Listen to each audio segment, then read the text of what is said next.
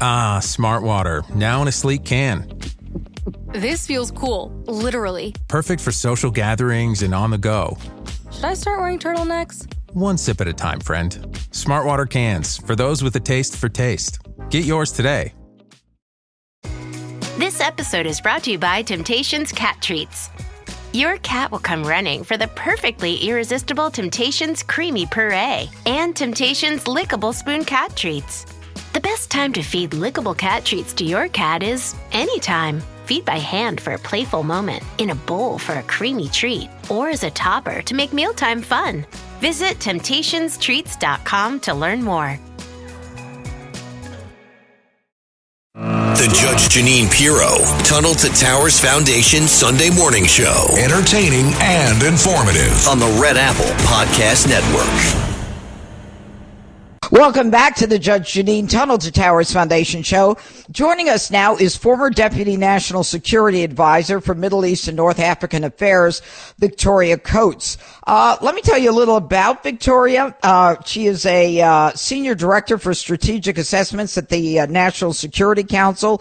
She was Deputy National Security Advisor for the Middle East and North Africa between 2019 and 2020. And I think most important to our conversation today, she was key contributor to the Abraham Accords and the Middle East Strategic Alliance.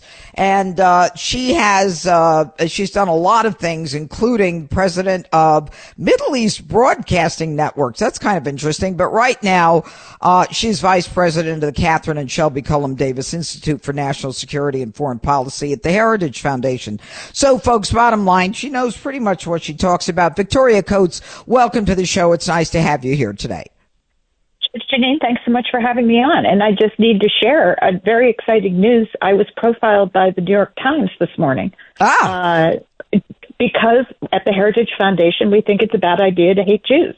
Yeah. And this is now front page news at the New York Times. Yeah, well, we can certainly talk about that, and congratulations.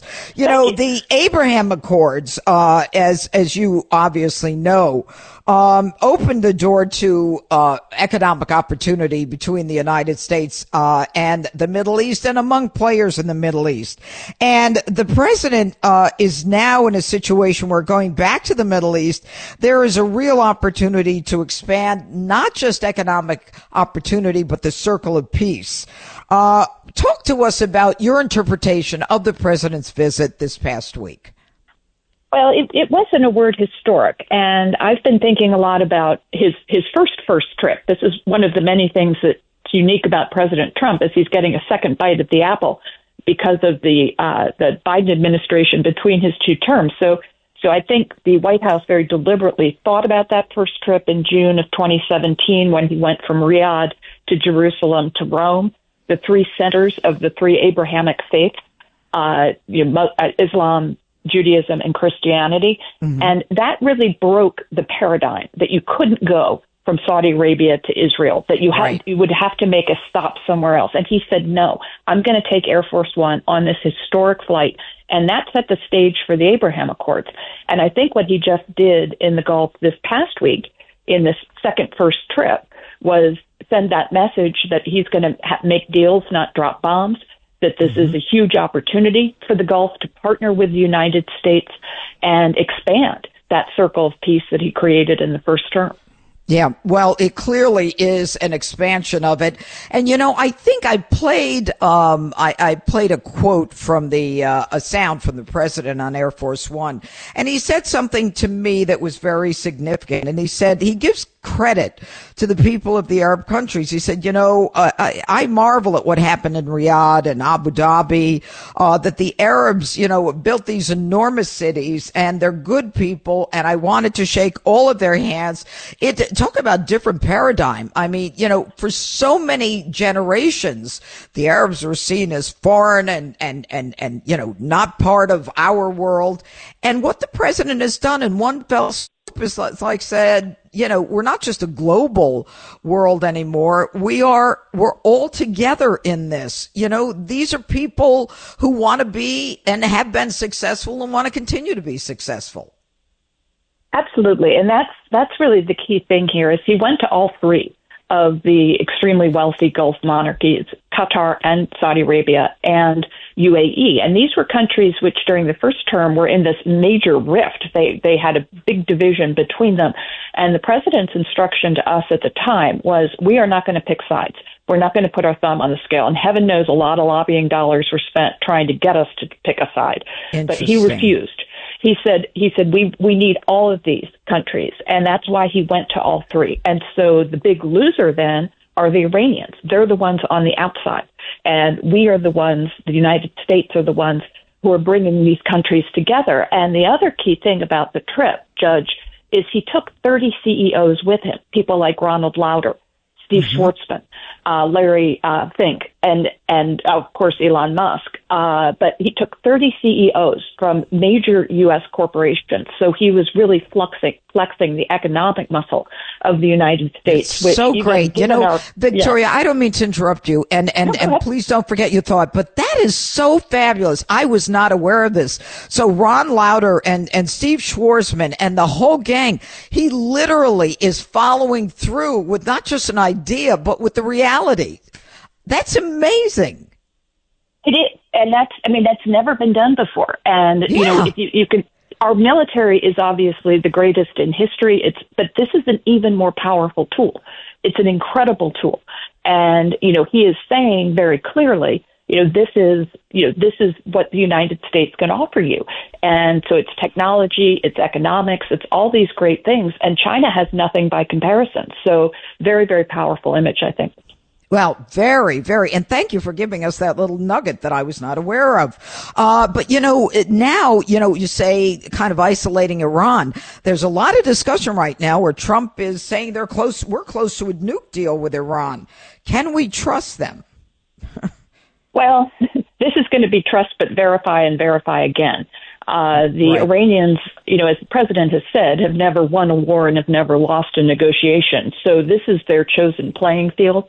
And, I think from the Heritage Foundation perspective, we want the president to have all his tools. We have way too many people who are jumping to a military solution to this and way too many people who are taking it off the table. He should have every tool at his disposal and be able to, deal with this crisis, because it is a growing crisis. And he said this on the trip. There's not much time left. During the Biden administration, the mullahs in Tehran were flush with cash. They're exporting close to 2 million barrels a day of oil to China, which was not the case during his first term when they essentially bankrupted Iran. And that was when you could actually have all the leverage for a deal. So we'll see. I have a lot of trust, obviously, in the president. I know he takes the security of the American people is first and foremost in his mind. He has said repeatedly the Iranians cannot get a bomb for that reason, because it is just too perilous that they might use it. And first against Israel, but then against us, because they're the little Satan, we're the big Satan, but we're both Satan in that worldview. Support comes from ServiceNow. We're for people doing the creative work they actually want to do. That's why this ad was written and read by a real person and not AI. You know what people don't want to do? Boring, busy work.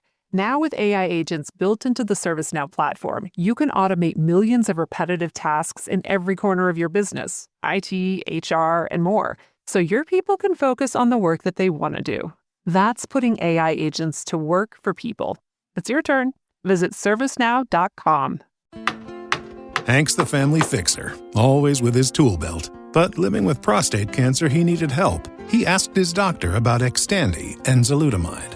Xtandi 40 milligram tablets treats men with prostate cancer that has spread to other parts of the body and responds to a medical or surgical treatment to lower testosterone. Xtandi may cause serious side effects: seizure, a brain condition called PRESS, allergic reactions, heart disease that can lead to death, falls and bone fractures, swallowing problems, or choking that can lead to death. Stop Xtandi and get medical help at once if your face, tongue, lip, or throat start swelling. Tell your doctor at once if you faint, have a seizure, quickly worsening headache, decreased alertness, confusion, vision problems, chest pain or discomfort, or shortness of breath. Xtandi can cause harm to an unborn baby or miscarriage. Use birth control during and 3 months after Xtandi. Common side effects include muscle and joint pain, feeling unusually tired, hot flashes, constipation, less appetite, diarrhea, high blood pressure, bleeding, falls, fractures, and headache.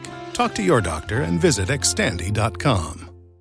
Faraday presenta Ojos con Alergia y Picazón contra el jardinero. Y el ganador es Faraday Extra Fuerte. Para aliviar la picazón de los ojos por alergia, actúa más rápido y supera a Claritin y Flonase aún a las 24 horas. Faraday, adelante. Still getting around to that fix on your car? You got this. On eBay, you'll find millions of parts guaranteed to fit. Doesn't matter if it's a major engine repair or your first time swapping your windshield wipers. eBay has that part you need, ready to click perfectly into place for changes big and small. Loud or quiet, find all the parts you need at prices you'll love. Guaranteed to fit every time. But you already know that. eBay. Things, people, love. Eligible items only. Exclusions apply. Right. And, it is, apparently that the top Iranian official says that the Islamic Republic is ready to commit to never producing nuclear weapons, eliminating its stockpiles of highly enriched uranium, and limit enrichment levels to that needed for civilian use under international supervision. Now, I don't know that I have it right, but wasn't it Natanz years ago where they were hiding their what they were spinning the centrifuges? So I guess that international supervision would have to be very intense. But what they want in return is a lifting of the U.S. sanctions. And, that's going to be very, very telling, if indeed, they are held to it. And there's no question that Donald Trump will hold them to that. And finally, now, Victoria Coates, you went to the University of Pennsylvania. Am I correct about that? Okay. You are. So, if you want to read about her, just open up the New York Times today. Anyway, anti-Israel Rutgers Center teaches students how to thwart ICE. And that's just the news on Friday. How do you feel about what's going on in these universities, and what do we need to do to stop this? Because there's so much money coming from the Arab countries that is creating this hatred of America. How do we stop that? Yeah, I think that actually is the message of the president's trip, that he wants to have a more inclusive, friendly relationship with these countries and put pressure on them to stop the anti-Israel, anti-U.S. Sentiment on campus, which is disgusting. And we've all seen it in now the year plus since October 7th. They all sprang into action after the most horrible terrorist attacks on Jews since the Holocaust, and displayed their anti-Semitism and their anti-American sentiment very, very publicly. They're proud of it. They're not trying to hide it. And so what the administration is doing in terms of cutting off the billions of dollars that the American taxpayers, are providing to these universities, they are not entitled to this money. And so cut that off, send a very clear message that this is unacceptable, and then get our partners and allies to also knock it off on campus. And we can't also overlook the role of China in this, because they're sending millions, if not billions, to our universities as well, and stealing our intellectual property. Yeah, and the problem with that, with China in particular, is that China doesn't really care how they create, what they sell in terms of, any kind of ideology. It's as long as there is chaos, they'll be happy with that. And it is amazing what's going on these university campuses. And especially now, Harvard is now suing to get the money back. And what's amazing about that in my mind is you're a private university. We don't give that kind of money to state universities. No, and Harvard has a $50+ billion endowment. It's not like they're hurting for cash. I don't think they need to be taking the taxpayer dollar on top of that. So, no, it really is beyond the pale. It's time to end that whole sort of gravy train, because as a former academic myself, I can tell you, the one thing that they care more about than parking spaces are these grants, because there's no oversight. The money comes every year, and it is, as I said, a gravy train. Time to end that. Yeah, it is time to end that. And the sad part is that there are so many students who have had, when you think about it, Victoria, whether it's, the impact of the pandemic on college students to the last year, and then this year, the experience of Jewish students on campus, it is, it's not the way it's supposed to be. I mean, when I went to college and when you went to college, we certainly studied hard. We got good grades. I can say that comfortably with you. And And, but we also had a nice time. You shouldn't be afraid to go to class. You shouldn't be afraid to be Jewish or to wear the Star of David. And, the whole concept is so foreign to me as an American and to you as well, obviously.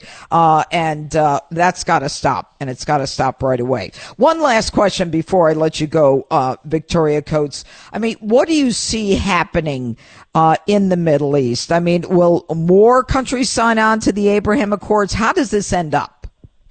No, I think they will. And the president was very frank in his speech in Riyadh, and I commend that to all your listeners. You can both read it and watch it online. It was a historic speech on this incredible trip. But when he said it is literally my fervent wish that Saudi Arabia will join the Abraham Accords. That's the big one. And when we have the keeper of the two mosques, the king of Saudi Arabia and the prime minister of Israel coming together, that Amazing. Will be enormous. You know what? You gave me chills. Yep. It does give me chills too, because 10 years ago you couldn't have said that publicly. He's done this.